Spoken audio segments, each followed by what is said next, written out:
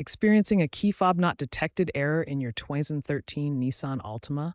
This typically means the car isn't communicating with your intelligent key.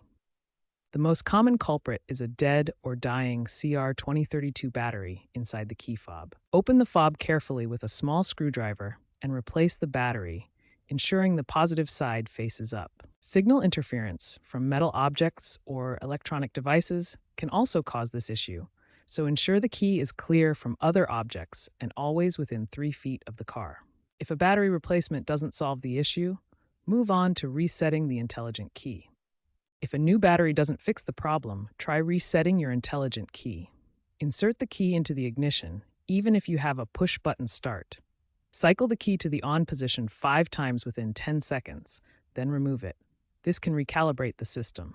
If problems persist, consider potential software glitches in the BCM, body control module. Although Nissan released some over-the-air updates, consider a dealership visit for a diagnostic scan, especially if your Altima has an extended warranty.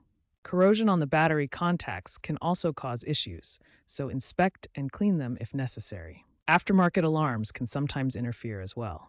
While rare, hardware wear in the key fob or car's receiver could also be the cause, necessitating professional repair.